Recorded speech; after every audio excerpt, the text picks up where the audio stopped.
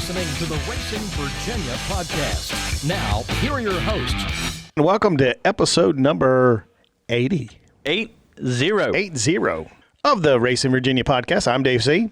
And I am Brandon Brown, not the NASCAR driver. Oh, we got a good show. We got a really good show. So hopefully you guys will enjoy it as much as I think we're going to. We've got Tommy Franklin. He is the owner of Virginia Motorsports Park, and he's also a two-time, not one, but two-time Pro Nitrous champion in the PDRA. That's how you know you're really good, if you get it twice. Yeah. And he's got a lot of seconds. I did notice. He got like in the last few years, he's got like 2 or 3 seconds. That's in championship points. Just very consistent.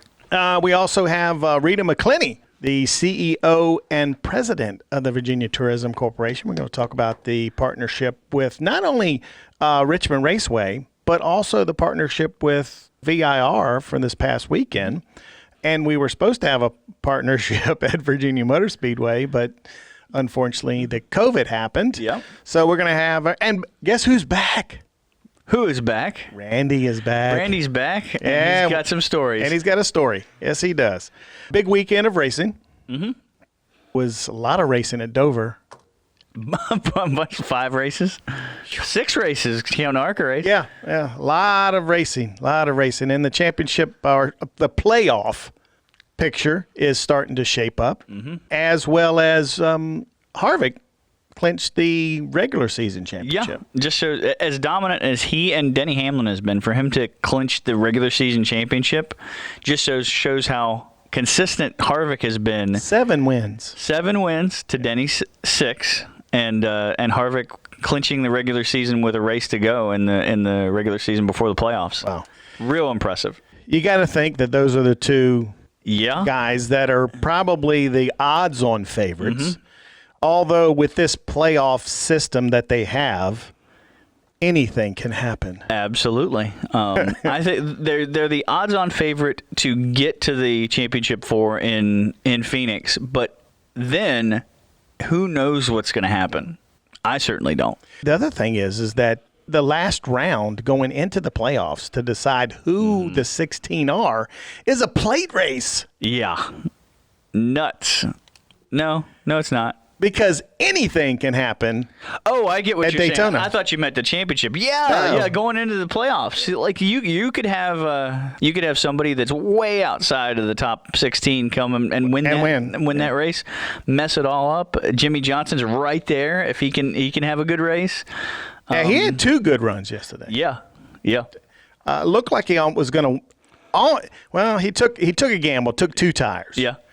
And that on that last pit stop, and he came out with the lead. Yep. And he, you never know. He held a good spot. Yeah. He held, 3rd? Yeah. And our buddy Matt DiBenedetto of driving for the Wood Brothers had himself a bad weekend. Yeah. Finished 17th yesterday and is now only 9 points above the cut line. So he's going to have a really good first and second stage at Daytona. And who knows, you could wreck out before then. But you know what? Matty D usually does well at Daytona. Yeah, he's good. He's good at Daytona. Really good at Daytona. That car is shown that it's good at Daytona. So I expect here's what I think. I think Matt's going to make it. I think Jimmy's going to make it. William Byron's going to be out. Yeah, okay. A lot of great racing this past weekend. Langley had twin events for the late models, which Peyton Sellers won both of them. Did a nice little donut there at the end of the night, too. Yeah, Dominion had twin modified races as the main attraction, and that the Humlets, Chris and Jimmy, picked up the wins. Zach Lightfoot, one of the original Team Racing Virginia drivers, he won both of the Virginia Racers, which is a limited late model race. And then, of course, from all indications, other than 2 or 3 rain delays, the Franklin County Cars Tour event, from all indications, went very well. Had a great late model stock car race. Now, Bubba Pollard won the super late model portion of it, which is not unusual for Bubba. Yeah. But, for the late model stock portion of it, Mike Looney almost won. Almost. Not quite, but almost. And Fryer won, right? Yeah, Jared Fryer. So, with that said, great race. Yeah, great to see them. Yeah. Great to see that event at Franklin County too. Yeah, and I don't think they tore up a whole lot of stuff at Franklin County, which bodes well for Langley's Cars Tour race this coming weekend. Yes, sir. So, and I think there was some concern. Franklin County is very fast, 22-degree banking, so it's very fast. And, it looks like all indications they aren't going to have a problem getting car count at Langley this weekend. It should be really good. So, we got a good show. While we roll into it, let's go to the hotline, and we're going to talk to the current owner of the Virginia Motorsports Park. Bought it in October of 2018. He is also a two-time Switzer Dynamics Pro Nitrous champion. He is Mr. Tommy Franklin. How you doing, Tommy? Doing good, Dave. How are you? Good, man. Thank you for taking some time out of your busy schedule to visit with us.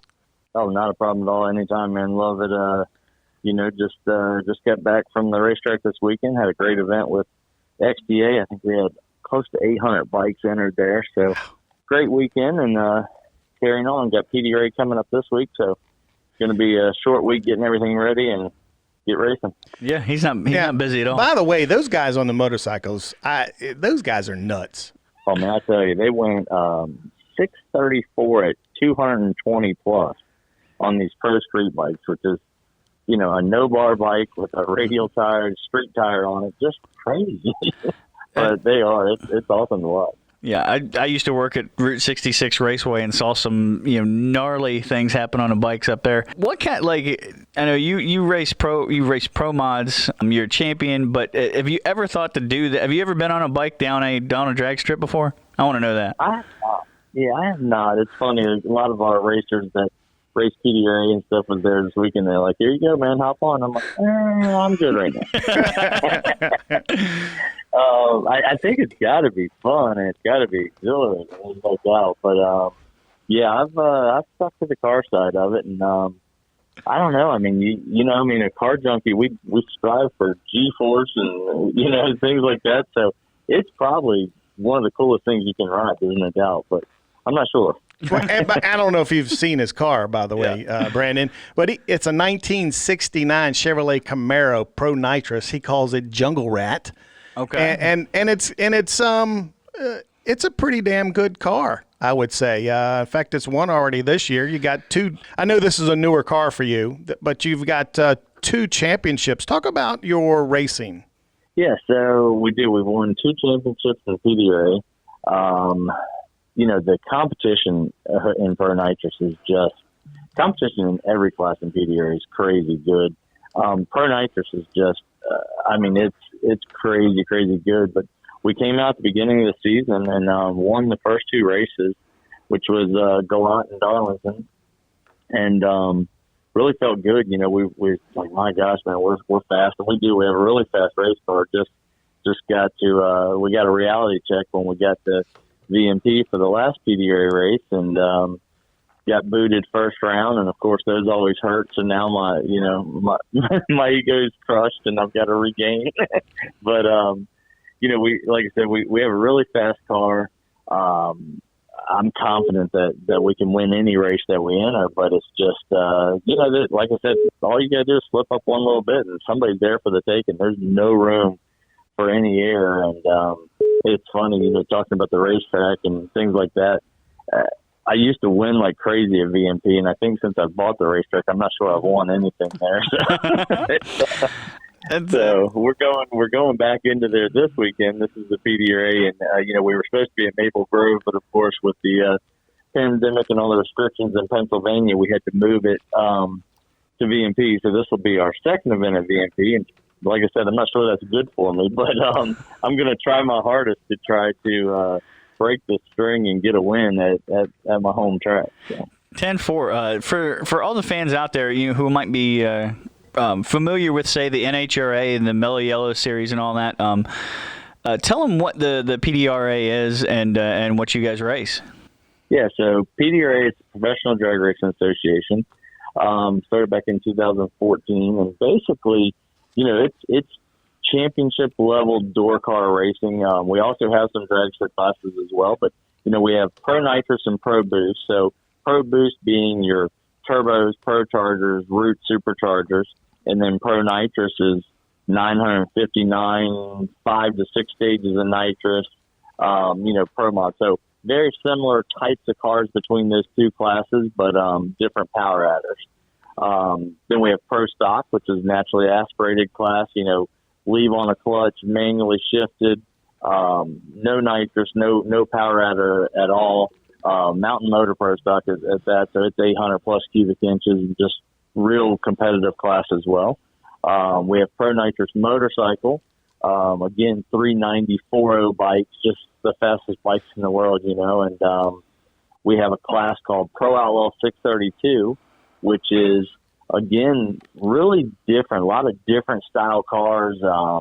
You'll see some Pro Mod style cars, you'll see some Back F style cars, but that's a class that goes 14 to 420s, kind of a feeder class to our Pro Nitrous and our Pro Stock class.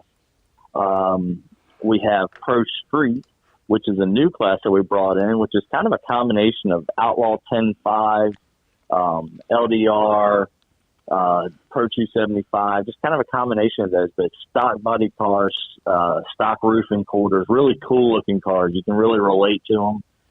Those are on a limited schedule with us this year. And then we get into our sportsman classes where we have Top Sportsman, Top Dragster. Those are both bracket classes, but again, super fast. These cars are going 380s for 370s for number one qualifier in Top Sportsman and 360s in Top Dragster and, bump spots that are just unreal.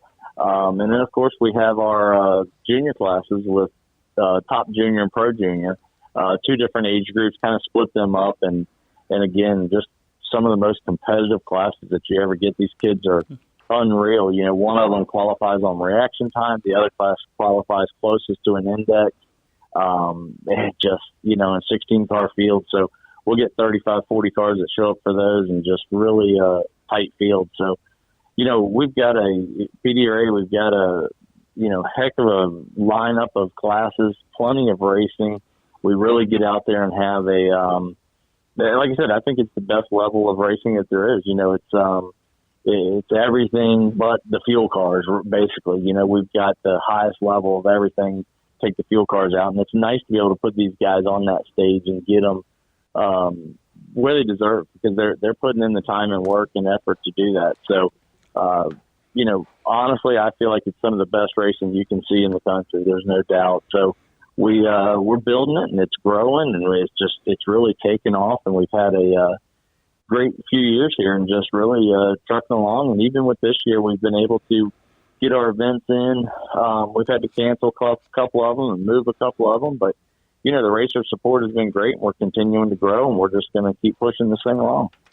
I think it was 2014. You and some other owners or other folks came together as an owner group, purchased the previous series that was going out of business, and obviously changed the name to PDRA. What prompted you to do that?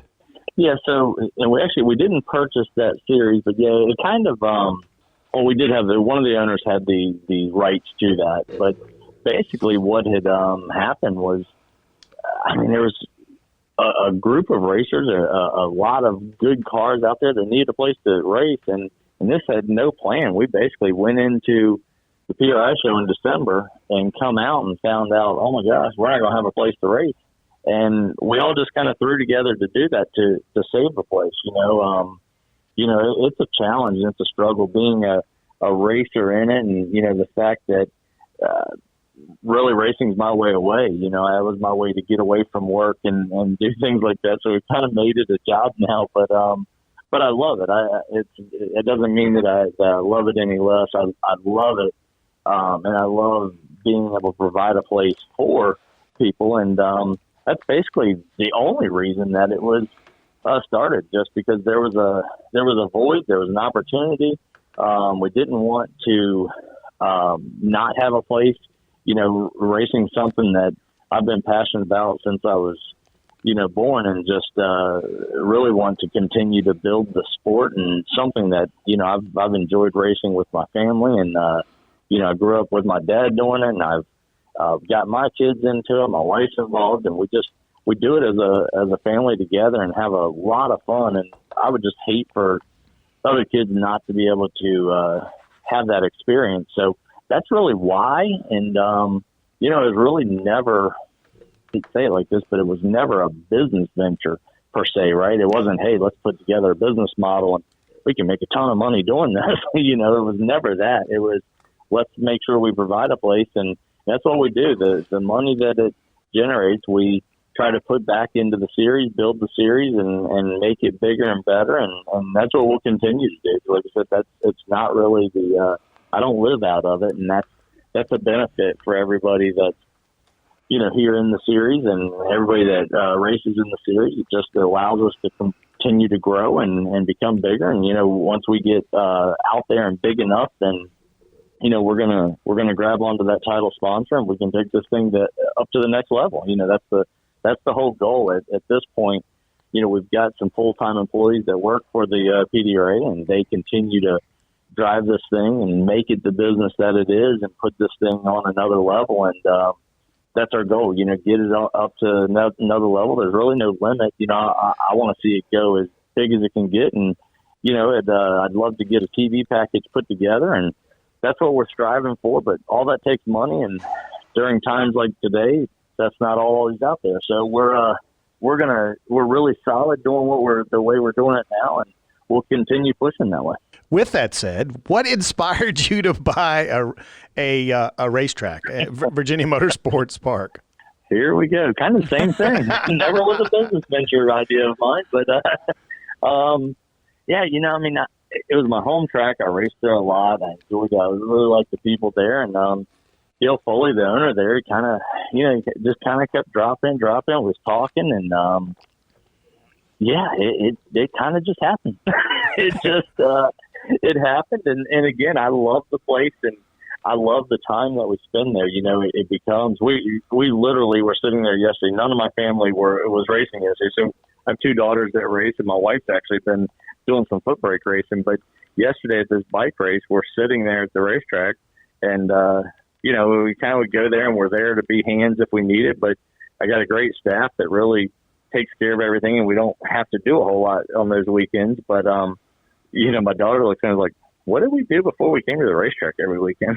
And it was like, well, I'm not sure, but probably wasn't anything useful. So, but the one thing, though, Tommy, is that first weekend that you take over the racetrack is the PDRA World Finals in October of 2018. It is your first weekend of being a track owner, and in the midst of that, you're battling for your second title.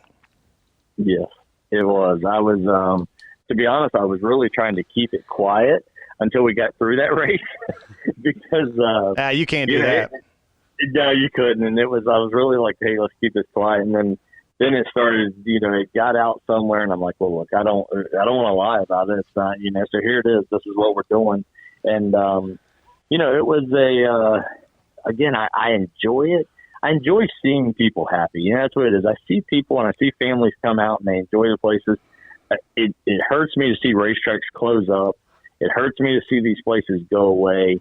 And I think it's just because, I really want to see people have that experience and see what it is, because there's nothing like the family that you make there, and the people that you grow up with and enjoy time with, and just have and they're looking out for you. It's such a good thing to have. And, I enjoy it. And that was kind of the deal. I just didn't want the place to go away, and I was afraid that it was going to go away. And, again, same thing.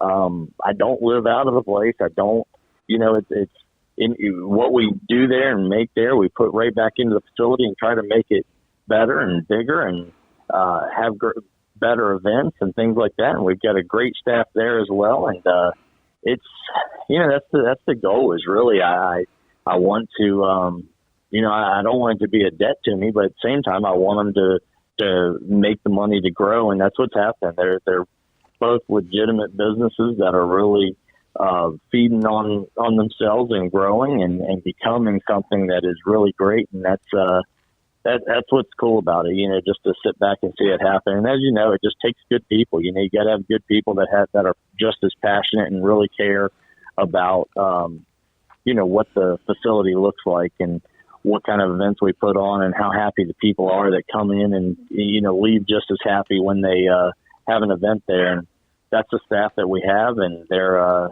growing something that's really special. And, we're continually grow every day, but, learning things, we have events, and it's hard when you get the challenge of weather on top of other events and other things going on in the area. It's just, it's one of the most challenging things that it could be. But I think that's what drives me to make it better. It's like, I want to succeed. I don't want to get beat by it. So, I got a story for you really quickly. So my dad is a gearhead and a truck driver, drives an 18-wheeler.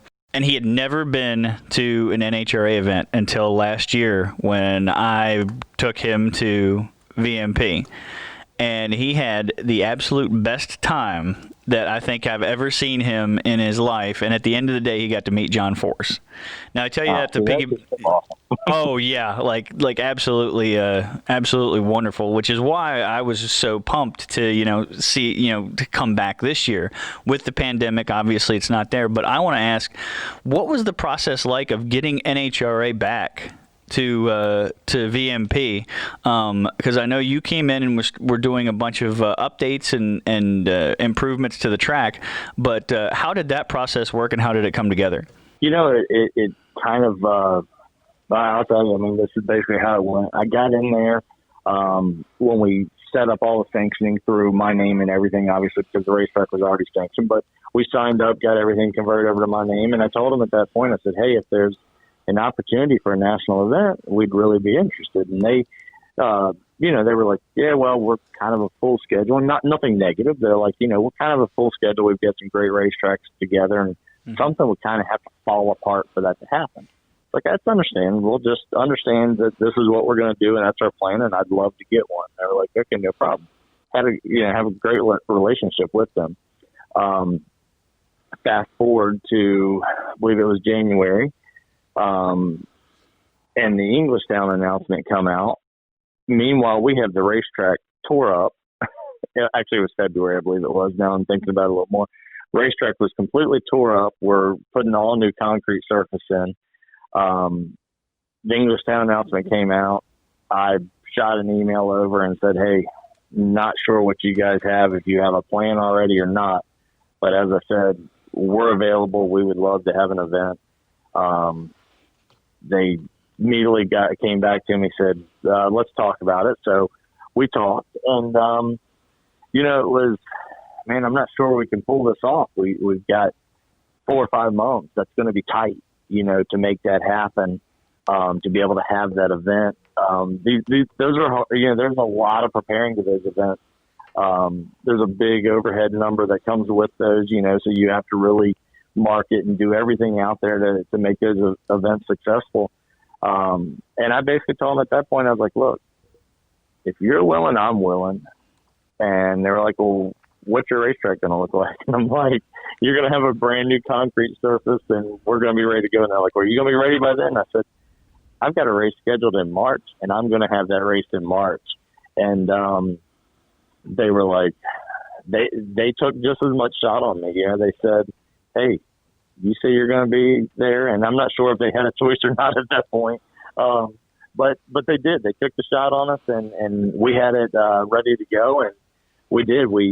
Everything. I had probably the most beautiful days, 5 days in February that you could have to pour concrete. And it was about 50 degrees, and it just ended up, and we end up with one of, if not the best surface in the country. It's amazing.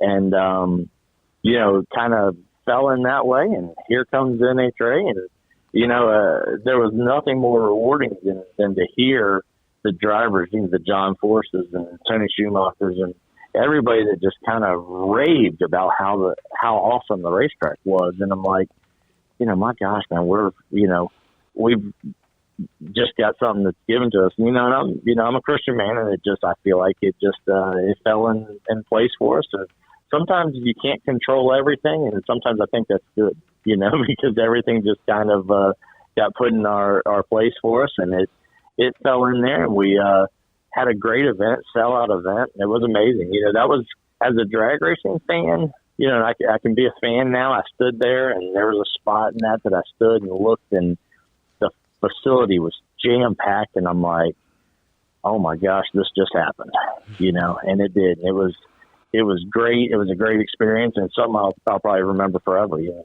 doubt. Yep, that was the same for myself and my dad. Like, it was, I'd worked at Route 66 since 2015, and I'd never been to VMP before after moving here.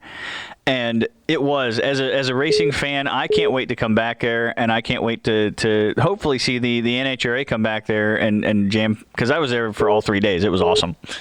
Yeah, it is. Yeah, we haven't got schedules yet for next year. Obviously, they've got their hands full right now, trying to balance the remainder of their schedule and figure out what they're going to do. And I know that firsthand, how hard that is. So they're typically we would already be talking about next year's schedules, but we're not yet. And I understand why, So we're, got our placeholders kind of where we think we're going to be at. We're going to continue to push forward and expecting that. And hopefully, the world clears up and everything will be back to some sort of normalcy. I'm not sure normal will ever be the same, but hopefully we can get back to some sort of normalcy and people can enjoy the time and the gatherings that they have in the past. Because, as you know, that's an experience that you remember, and I think it's the coolest story in the world that you could take your dad there and see him happy as can be. I mean, I feel like that's what it's about, and I feel like everybody that comes to drag races does that. So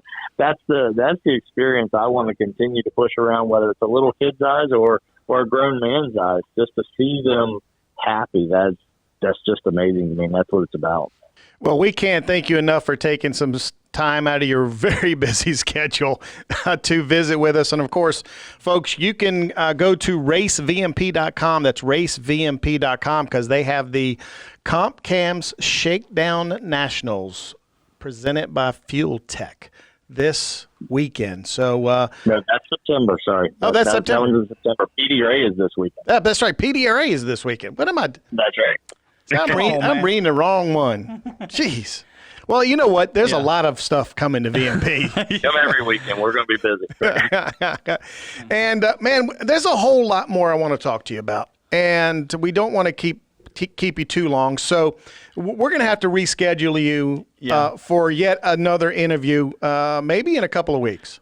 Anytime. I appreciate it, and appreciate everybody out there that supports VMP and PDRA and Tommy Franklin Motorsports. That's what we do this for everybody's enjoyment and for ours as well. And like I said, just bring your family out, enjoy yourself, and just support racing. That's what it's about. And I'm blessed to be able to do what we're doing, blessed that I get to do it with my family, and I just want everybody else to enjoy that with us. So thank you for everyone. Thank you so much. Alrighty. Folks, he is two-time PDRA Pro Nitrous champion, Mr. Tommy Franklin. And the phone's been ringing off the hook. I know who it was. And that's good. I sure hope we can. Mr. Popular over here. Yeah, definitely, for sure. But, man, I'm going to tell you what. They've really done a great job with VMP. Oh, yeah. They got the Dirtplex over there for mud bogging now. We might as well go straight to the phone lines again. Yeah, why not? Because she's been calling, and I haven't put the decline button on her, and she's probably going to kill me next time she sees me. But we're always running a few minutes late. But we're going to welcome back to the show the CEO and president of the Virginia Tourism Corporation, Miss Rita McClenny. How you doing, Rita? Good morning, Dave. How are you? I'm doing good. With you. I always love talking to Rita.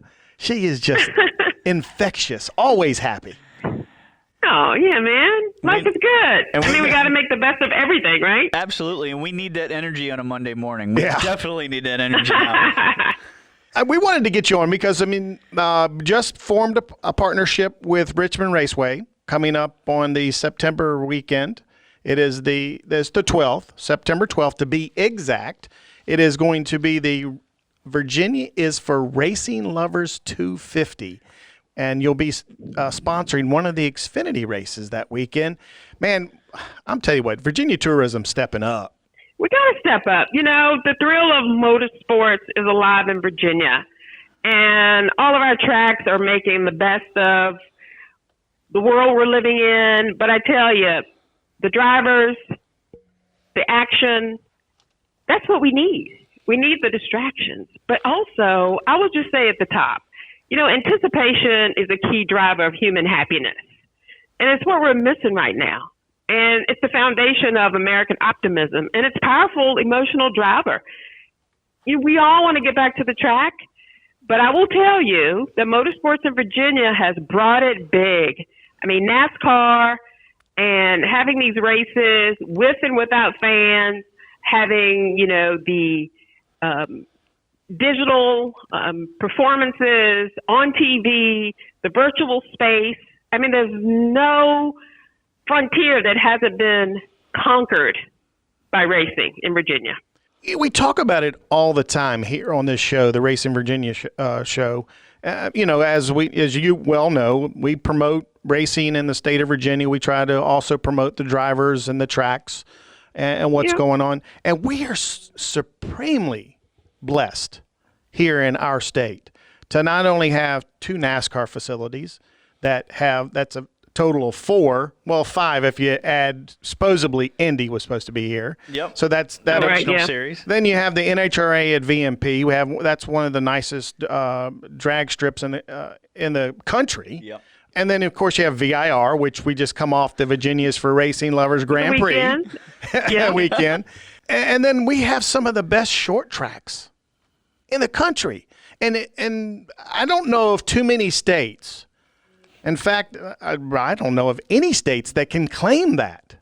I would put us out front for sure. And it's bold, and we're being bold. And we're not going to let our foot off the gas pedal. We're going to keep it going. Racing is a major attraction in Virginia for both, you know, the drivers, the teams, the sport, and the attraction to the visitors and the fans who come out and want to be a part of this. So, you know, again, we're going to race September 11th and 12th, trucks, cars, and it may not be with fans, but they're not far behind. They'll be back. Absolutely. I know as a race fan myself, I am itching to get back to the track and have some normalcy. But I wanted to know about your support for racing in Virginia and specifically for Richmond Raceway. What made sense to you guys to come on board for this extra Xfinity Series race that was announced and to put your name on it? When you have legacies, when you have history, you stick with it. I mean, it's about commitment. Again, it's about the sport. And we have such a history of so many things that make America, America that started in Virginia. And we look at the reasons that people come and then what they do after the race, before the race. They take in a lot of sights and attractions. History is a part of that. You know, all the fun, all the great things you can do with your family in Virginia. Look at the things that people do, from an entertainment standpoint with our theme parks, with music, craft breweries, wineries, cideries, distilleries. We got it all. Go to an award-winning restaurant, and people just love the beauty from the coast to the cliffs and Blue Ridge Parkway. I mean, there's so much in Virginia that you can do around your race experience. So we're just committed to all of that, and we know visitors understand, and we can't stop talking about it because you have to remind, that's what marketing is. You have to be consistent, and you have to be relentless. Well, that leads into something that I was going to ask you anyway. The Virginia is for Lovers platform, that moniker has been, if not the greatest, one of the greatest state tourism slogans for years and years and years. How cool is it, and how honoring is it to work for that brand itself? It is a great honor. For 51 years, Virginia's for Lovers has been talking to the public, consumers, even businesses, businesses around the world recognize Virginia's for lovers. When we travel with the governor on missions, you say Virginia's for lovers, you're going to get a smile because people recognize it. And they think all kinds of things, but it really means whatever you love in a vacation, you can find it in Virginia. So we keep Virginia is for lovers relevant to the consumer, to travelers, and to racing fans too. So if you take that Virginia's for lovers and you put racing in there, people immediately get what we're talking about. Get yourself to Virginia to a race. Come on in, have some fun with your family and friends. Add a vacation onto your race experience. But the brand is known around the globe. And for that, we're very proud. I know you guys you have a great staff there, by the way. And I know you guys keep meticulous data. Where does racing fit as far as, I don't want to say ranking, but where does it fit in the Virginia tourism overall? It fits as a part of why people come to Virginia. And that's why we created a YouTube page with videos around racing. We have a promotional racing video. We have a landing page specifically on virginia.org that is about motorsports across Virginia. As you mentioned, all the tracks that we have of the varying, capacities and varying parts of the industry that are attractive to fans. And we keep adding to it, to the experiences. And, we have relationships. We have the Sky Deck at Martinsville. And again, you mentioned VIR. And, so for any taste of racing fan, we have something for them. And we want to make sure that whether they're going, to South Boston if they're in, anywhere in Virginia, Winchester, Shenandoah, it's just, we got it all. And wherever you put down in Virginia, you can find a track nearby. Yeah, and speaking of everywhere, you guys put your name on the Virginia is for Racing Lovers Grand Prix this past weekend. How did that come together, and how important is that relationship with VIR, one of the greatest road racing facilities in the nation? Because of its uniqueness, and again, because it's a part of the motorsports family in Virginia, we want to make sure that whatever taste you have in motorsports, whatever excites you, the drivers, the kind of track, you can mix it up and have a different kind of race experience throughout the year. So we want to make sure there's something for everyone in Virginia who's a race fan. And they can find it right here in the Commonwealth of Virginia. And we want to make sure that virginia.org, the power of our website, is connected to that experience, because not only can they find the tracks, they can find all the other amazing things that there are to do in Virginia that's supported, by racing. And racing is kind of the driver that gets them here, but also there's so many other things that keep people here for a few more days. Sure, and how important is that to keep that message relevant, especially when we get to a point of normalcy where tourism can be at 100% and vibrant once again after the pandemic's over? Oh yeah, because racing is big business and tourism is big business. So together, they're very powerful. Visitors spent $26 billion in Virginia in 2018. In 2019, we have some preliminary numbers, and we're up. So 2019 was a fantastic year for tourism in Virginia, for racing in Virginia, and that adds to the bottom line of state and local taxes that help for all the services that, the governments are to provide for their citizens. So it really does help on people's taxes that you pay, because of the money that visitors spend while they're here, wherever you live, that's helping on the taxes that you possibly would be assessed. So that visitor spending goes for really great causes. And also it supports directly 234,000 jobs it did in 2018. So it's employment in the Commonwealth, it's revenue to all the places that we need revenue, and it's money in the economy, and it's big business. We're the number 2 industry in Virginia, tourism is. As the marketing person for Virginia Motor Speedway, I was extremely looking forward to the partnership we had forged with the Virginia Tourism Department for the King of the Commonwealth, one of the largest races on the East Coast for dirt racing. goes, and yet the COVID kind of, God, it's made me upset. Oh Lord, I was the one thing about racing in general. And I've worked on both sides, the asphalt side and the dirt side. The one thing about the dirt side is that you can probably count every state on the eastern seaboard that, like one of our events, people come into town and they're always asking us, what else is there to do? And I'm like, dude, we're like 45 minutes, 50 minutes from King's Dominion. We're 45 minutes from Busch Gardens. We're about an hour and a half, 2 hours at most to Virginia Beach, if you want to make that. We have some of the best campgrounds in the state that you can go to. I know what tourism means to this state and what it means to racing, because if you talk to anybody about here at Richmond, majority of the fans that come to the racetrack are from out of state.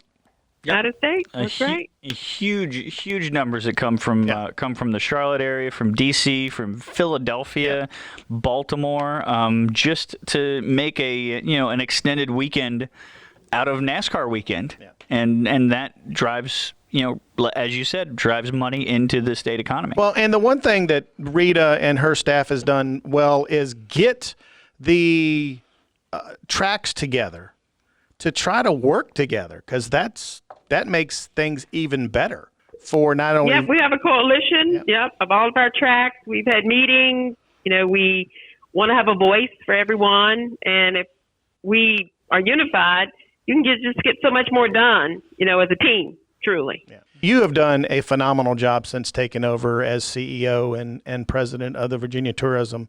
I'm not saying that to brown nose you or anything. It is a true statement. You have done a tremendous amount to not only become involved in the racing industry, but in tourism as well, in bringing it even farther into the number one spot, I think, in the country. Well, thank you. Well, Jane is a big part of the team, and Tyler has helped out on the promotions over time, and racing is king in the Commonwealth, and we're going to keep it going. See, I like how she did that. She is definitely my favorite now. Well, we can't thank you for your participation in motorsports and the participation of Virginia Tourism Corporation. We know it's not an easy task to move monies around and come up with budgets, and who do you spend it with, who do you don't, and you guys have done a phenomenal job, and I know Brandon wants to say. I was just going to say, especially in today's climate with so much uncertainty. And we ask everybody this. I haven't asked Rita. How has the Virginia Tourism Department managed this COVID pandemic issue? Well, we talk to visitors every day, and we talk to prospects and the folks who visited Virginia, and we say, when you're ready to return, then we're ready for you. So we are putting inspirational messages out there. We keep the website updated. We constantly invite people for virtual tours. We are reminding them that when you're ready to get back and venture out, we have so much for you to do and experience and see, and people adding new products. Everyone's being super creative and accommodating what they can do based on where we are with the various phases. And we have to follow the science and the governor, and want everyone to be safe, when they do return, and when you venture out to, you got to wear that face covering. You have to think about not only yourself, but others in terms of the healthiness of where we are. Because only when we mitigate and knock this thing out can we get back to business as usual. Right. People keep talking about normalcy. I want to get back to where we were pre-COVID. Come on, let's do it. We're going to do it. And I do believe that with everybody's help, we can get back to that level. And, that the level that Virginia has as far as motorsports is concerned, I put Virginia's motorsports industry above all others, and I know everybody goes, Charlotte, New York, North Carolina, Florida. No, there's no state anywhere in this country, I don't think, that has what we have for motorsports. Plain and simple. I agree. Because we got something for everybody. Whatever your taste is in motorsports, you can find it in Virginia. That's why Virginia is for racing lovers. By the way, I started a hashtag Virginia is for dirt racing lovers. There you go. Right on. Getting even more. Yeah, getting any to it. I'm getting even. I'm on that. Virginia is for dirt racing lovers. It's a quote. I'm getting more micro on it. So, by the way, I told Jane I have an idea for a T-shirt that I've got to get with you guys about. Yeah. So. Yeah. Hi, Dave. Got to get your blessing on the branding. Yes. But we can't thank you enough. I can tell Brandon's with you on this. I can tell he's in there. I tell you, I love me a good T-shirt. I'm partial to that. So I've got a Virginia is for film lovers T-shirt that I got when we shot a commercial with you guys, and I would like to get even more of those. So. We are good. Oh, awesome! Yeah, I love a good T-shirt too. You know. Well, and adding to the portfolio of T-shirts. Absolutely. You can't have enough T-shirts. I do like how you have boiled it down into micro brands. You know, right. Virginia's for beer. Where they are. Yeah. Beer lovers, wine lovers, racing lovers, film lovers, yeah. hiking lovers, climbing lovers. Yeah, it's all over. Yeah, the drivers work, and it's where it means if nothing else, another T-shirt. There you go, Rita. Thank you so much for taking some time out of your very busy schedule to visit with us. This is great. I really appreciate it, and we're looking forward to the Xfinity race. And again, Virginia's for racing lovers. Everybody, amen. Come out, tune in, do all we can. Folks, that is Rita McClenny. She is the president and CEO of Virginia Tourism. And if there's anyone that is as infectious as her, I don't know. I don't know, because she is always super high energy. She gets you just wound up, don't she? Yeah, and in a good way. I don't. You can tell why the Virginia's for Lovers brand is so vibrant and so noticeable, because it starts at the top. Yeah. And it does. She if I remember correctly, she came from West Virginia. She was in charge of the tourism there at West Virginia. I'm pretty sure. Let's get her back on the phone. We'll talk to her more about that too. Oh, man, I'm going to tell you what, it really is. I mean, our tourism department does a phenomenal job. Absolutely. I mean, just a phenomenal job at promoting our state and more on promoting racing. Showing that racing is an integral part of the initiatives of the state tourism is huge. Yeah. Is huge. Well, you know what time it is. He is back. He is healthy again. Well, and he's ready to tell some stories. He is Randy Hallman. It's Storytime with Randy. Hey, guys. How you doing, buddy? I'm doing all right, yeah. You feeling better? Yeah.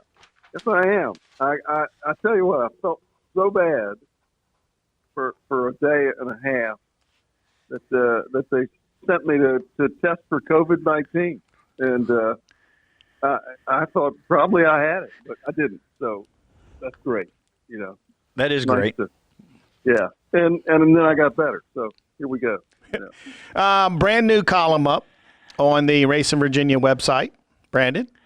Remembering Ray Hendrick at Daytona, his appearance in the 1974 Daytona Road Course race, starting second in that race. Oh, Ray, there was no place Ray was going to be slow. I mean, the guy could race any car anywhere. You put four wheels under him, he'd get the most out of it. Yeah, he was something else. He in that race, he could. Of course, I was paying more attention to him than anybody else, being the local guy for me, and you could just see that he was getting the feel for the thing. All right, how's this going to work? Where am I going to be a little bit loose? Where can I pass people and pick up spots? And by 2/3 of the way through the race, he was the fastest car on the track, and I'm thinking, my gosh, my guy's going to win this thing. I'm going to have a local story, And then the engine blew. So there you go. Well, I can tell you right now, I can't wait for this story, because how in the world can you offend Richard Childress? Well, all right, here we go. Obviously, he could. Yeah. Yeah. Well, he got grammar tips from Richard Petty, and now he's offending Richard Childress. So let's hear it. Yeah. So there's Richard. I mean, look, his record as a car owner is phenomenal. I think it's all but one of Earnhardt's championships were with Childress, and he's still a great car owner, and it's one with other drivers, and has a strong team. It's not as strong now as it has been in some years, but it's still a team to be reckoned with, and I dare say will continue to be, and may return to the top level, any time before we know it. But Childress is great, and he's a great businessman, et cetera, et cetera. This is back in '73, and he's a driver. Now, as a driver, Richard Childress is one of those sort of classic independent guys. He drove some races for other people, many races for himself, and he made the race, but he wasn't going to win. He was back in the pack, and with the exception of an unofficial Cup race at Metrolina Speedway, which apparently was one of the most exciting races anybody ever saw, with people wrecking and passing each other on the last lap and recovering from spins. Anyway, he recovered best and won that race at Metrolina Speedway back in '74. But other than that, he didn't ever win in a Cup car, and that one wasn't a points race, so it doesn't show up on his stats. And here's another stat. In 285 races, he finished in the lead lap once. Now, that's the way it was back then. First of all, you didn't have a lucky dog. You didn't have a wave around. You had to really work to stay on the lead lap. So there were lots of races where there was only one car or a few cars that finished on the lead lap anyway. So I'm a rookie writer. It's 1973. This is my first full year on covering the Cup cars, and I'm all enamored with Richard Petty and Bobby Allison and David Pearson and these guys. And who are these guys back in the back? And you get down to the end of the race and they get in the way. I mean, what the heck? And I'm so smart that I decided I'm going to write a column about how NASCAR needs to have some rule where if you're so many laps down, you pull in, so that these stars that I'm all excited about can duke it out among themselves.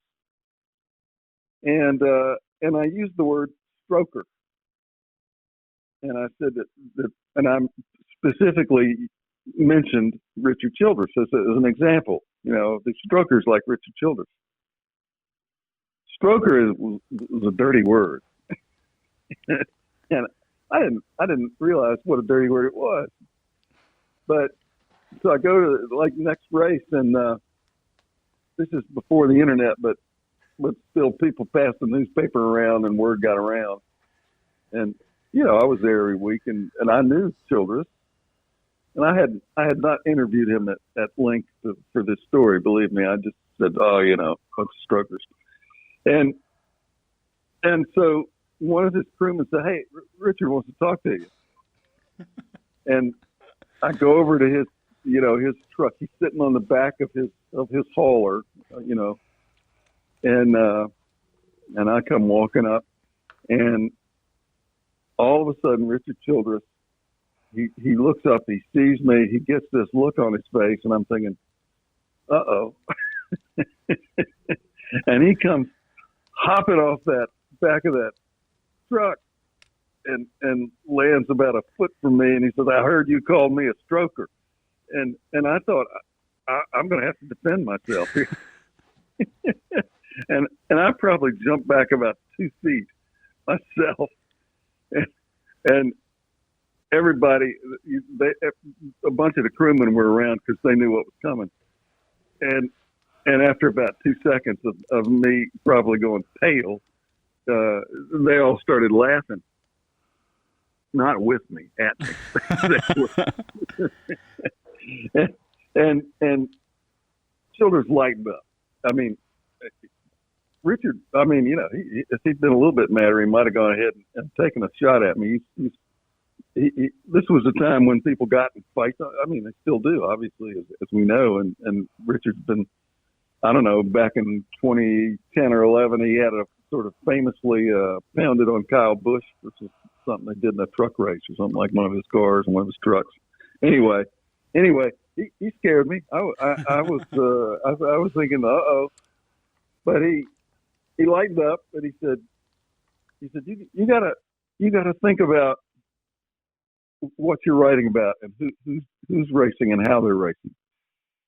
And it was, we talked about it for a while, and it changed the way I thought about, and it's certainly affects the way I think about racing today, about guys in the back of the pack, and it has a lot to do with the way I've written about and tweeted about, and all people like Quinn House, who are out there. And he came and he got so much grief for what happened at Texas when he pitted from too high on the track and banged a couple of guys and caused a problem. But people were saying, "Oh, he shouldn't even be out there," and so on and so forth. But those guys, they're engaged in racing the best they can, and they're going to finish laps down. And back then, they were going to finish a lot of laps down. I mean, it was not unusual at all for guys to finish 10 or 12 laps behind and even more and still be racing. And it's just what they could do with the equipment they had. Richard's team sometimes seemed almost like a feeder team for Junior Johnson. I mean, great crewmen and people that worked with Richard would end up working with Junior, and Junior would help Richard out in certain ways. But, Childress was learning and finding out things and getting the most out of his operation the whole time. And I just was not, I was young and thought I knew everything. And there were things to be learned. I'm still learning. Maybe in a couple of years I'll have it all down. I don't know. Now, I want to know what have you, over the years, I'm sure you've talked to Richard since then in many different capacities. Have you brought that up and had conversations about that incident since then? Not in decades, but we did kid about it back and forth from time to time while I was still on the beat back in the 70s and 80s. We weren't best friends, but we were friendly for sure. He was there and I was there, and we were doing our jobs. And sometimes he'd have a better day than others, and we'd talk about it. We kidded about that a little bit. It was part of our dynamic, you might say. Have we done this quiz before about 1973 and staying on the lead lap? I don't think so.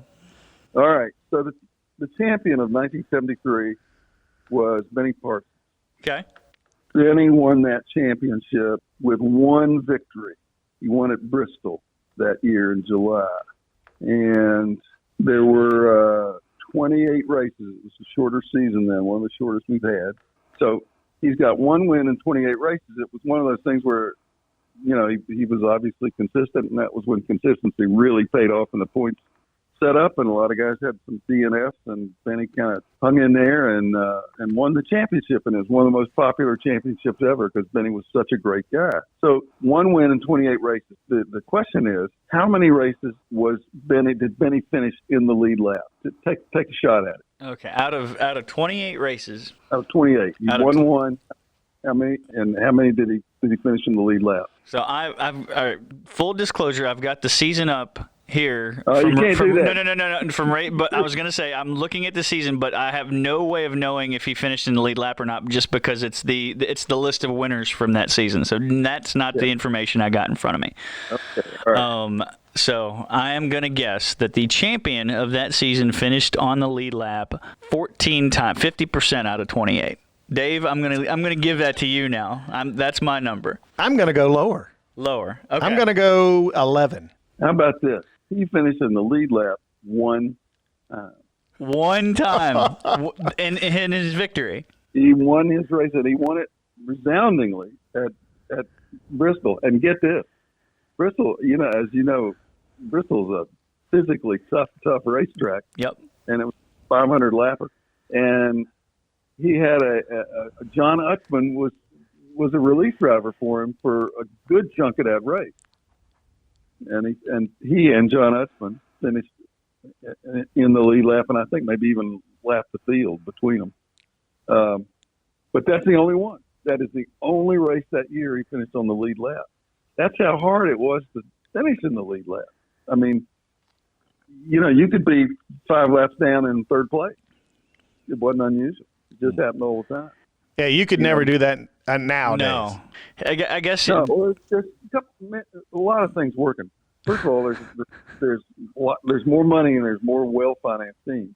And all these multi-car teams have. It's like back then, most races, Petty Enterprises was one team. One car. The Wood Brothers, one car. I mean, great teams have Junior Johnson, one car. Most of the time, it's one entry. Now it's 3 or 4. Penske, Gibbs, Hendrick. So all those cars are going to be pretty good. So you got right off the top of the bat, you got maybe 15, 16 really well-financed, powerful team cars. And you've got the wave around, and you've got the lucky dog, and you got to work pretty hard to not be in the lead lap. They're going to keep you in the lead lap. And add to that, nobody's engine fails any. Back in the day, you'd have 6, 8, 10, 12 engine failures. Sure. Engine failures, parts failures, stuff that would keep you behind the wall for hundreds of laps, and then they'd come back on the track. Right. No 5-minute rule. You got, you go in there and people change their engines and so on and so forth. Many, many reasons. But yeah, nowadays there are not at least 10 or 15 cars on the lead lap, then people are grumbling about it. Oh, there's only 8 cars on the lead lap then. Well, back in the 70s, that's pretty good. So yeah, things have changed. Things have really changed. I've never gotten that argument of determining if the race was good or not by the lead lap cars. I always thought about the eye test. Did my eyes make me happy? Did what happened on the track make me happy? Whether it was 15 cars, 30 cars, or 2 cars. That's what I always based a good race off of. So I never got that argument. I'm totally with you there. And in fact, it doesn't always happen this way, but sometimes if there's 20 cars on the lead lap or 25 or 30, nowadays, sometimes almost everybody, you finish and everybody's on the lead lap. What happens is if you're in a race and you're in an important points battle, you've got to keep your points like we are right now, coming down to the end of the play of the regular season. And we got these guys at the back of the 16 who are, Jimmy Johnson and William Byron and Matt DiBenedetto. Are they going to make it on points or not? They can't afford to be too daring. They just can't. You got to make sure you finish, because if you mess up, and this will be true right up at the front. So you got a shot at winning a race, you and 2 other guys. But if you mess up and you don't even have to spin out. You just have a bad slide. You go through a corner sideways and lose all your momentum. You go from 2nd to 20th, just like that, because everybody's in the lead lap. Back then, it would be culled down to, Richard Petty and David Pearson fighting for it at Daytona. They were the only guys on the lead lap when they went into that corner in 4 for the 500 and wrecked each other, and Petty ended up stalled on the grass and Pearson won the race. Pearson crosses the line at 20 miles an hour, but he won it because they weren't having to worry about 15 guys on the lead lap. It was just down that they'd raced their way to, it was you and me who's going to win it. You don't get that now. Sure. You got, if you're going to take that risk, you got to weigh it. It's like, okay, is it worth taking a chance to finish 25th, because that's how many cars are on the lead lap, to try to win this thing? Sometimes they do, and sometimes they calculate it and think, I don't think so. Better settle in here and come on in second. Now, in that same vein, I got one more question for you. Does Matt DiBenedetto and the Wood brothers get it done at Daytona to get into the playoffs, which would be huge for that team? Yeah. Predicting Daytona, that's always a good idea, right? You're the expert, man. I'm deferring to you. Yeah, I'm going to say yeah, but I hope on lap 5 they don't get in the big one. I mean, just the chaos is what Daytona is, and I would love to see them. Look, beginning of the season, we at the Times Dispatch we do a prediction thing, and I take it at least halfway seriously. You can kind of have a little fun with it. But I said DiBenedetto was gonna make the playoffs, and that he was going to end this season, was going to win not one but 2 races. Well, it's getting a little late for winning, but I'll stick with it. He still could win a race. He could win at Daytona. I mean, he's a good driver, and that's a pretty good car. And he's had a couple of races where it looked like, he might just do that. I think he's got a second place.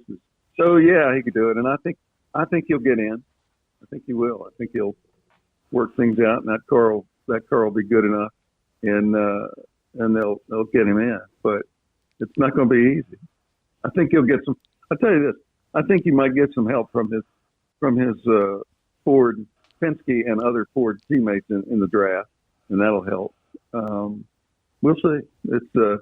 Daytona's always crazy. We'll just see how crazy. As always, we can't thank you enough, Randy, for taking some time out of your schedule to tell us a story, because we learned so much. Well, great to talk to you guys. Always is, and see you next week. All right. That's Story Time with Randy. Had no idea that he almost got into it with Richard Childress. That is kind of funny, ain't it? Yeah, I can always visualize when he was talking about Richard Petty giving him grammar advice. Yeah. I could picture Richard doing that. I pictured Richard Petty. I pictured Richard Childress jumping off of his holler about a foot from his face right there too. Yeah, wanting to punch him. Yes, sir. Because back in the day, man, you had to take up for yourself. Mm-hmm. And there wasn't everybody holding a camera that could that could showcase, hey, Richard beat this journalist's ass the other day. Yeah. I didn't do it. Well, where do those bruises come from? Yeah. Oh, by the way, we got 18 cell phone cameras that said you did. No. Well, yet another great show. Can't thank Tommy Franklin, Rita McClenny, and, of course, Randy Hallman for being a part of episode number 80. Absolutely. And we can't thank you, the fan, enough for listening. We really can't. You guys have really stepped it up. We've got some really cool things coming down the pike. Man, we got a really good show next week. I don't want to jinx it, though. I don't want to jinx it. You tease them. But I booked it yesterday, so. No, the stories, the potential stories that we're going to hear next week are going to be fantastic. And I'm feeling I need to book probably a few more minutes for that. Yeah, it'll be all right. I'm gonna check my schedule here. Let's see here. Had a lot of work last week. On the marketing side for NASCAR Mid-Atlantic. Unfortunately, we had to announce no fans at Richmond the whole weekend. I tweeted out and put it on my personal account that the fans are what make racing. Yeah, it is. But I understand this. Absolutely.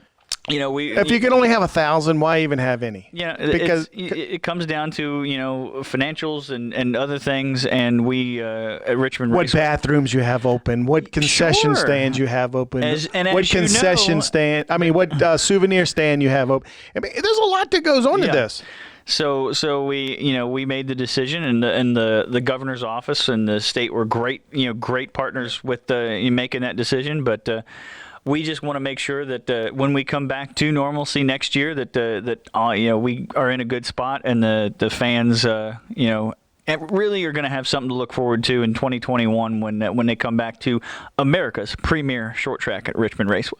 And it's going to be a good weekend. Yeah. 4 races in 3 days. Yep.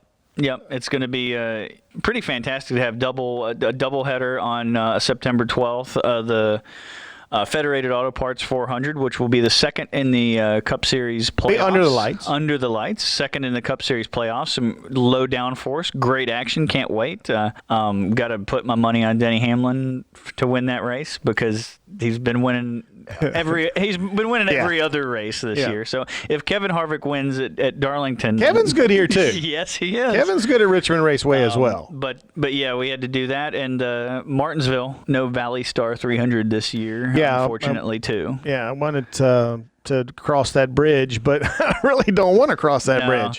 It's sad, but I mean, it doesn't have the national TV. Sure. That Cup does. Absolutely, and if we had to make that decision early because if you can't just have 1,000 fans at that race, and you can't just have 1,000 people at that race, and again, heck, you would probably go over 1,000 people just with competitors and crew members. Oh, absolutely. So moving into 2021, it is on the schedule again for 2021. Yeah. One of the greatest late model events in the country.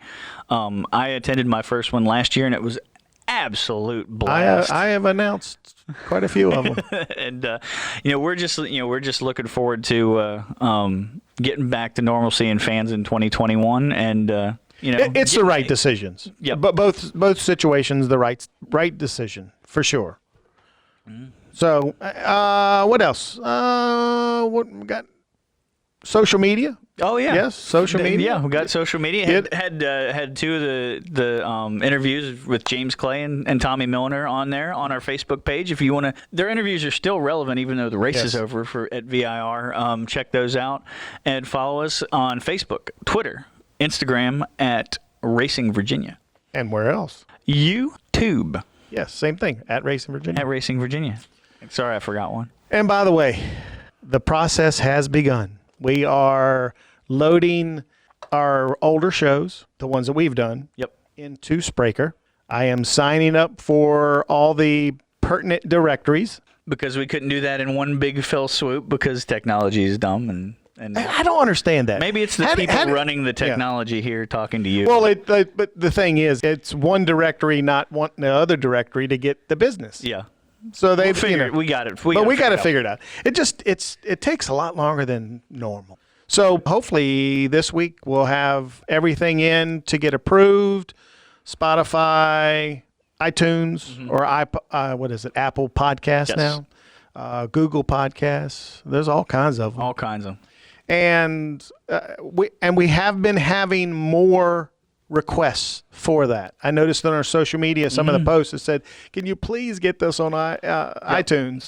People like to listen to it where they want to listen to it, not where we want them to listen to it. So we're getting it there. Yep. So hopefully, and then you can just binge listen to. You can go back to what was it, 68? I think it was 67, 68 when we started, and just binge all of them. And then we'll try to get all the other ones in there. Yep. And post date them. Right? Predate them, post-date them. Yeah. One of the two.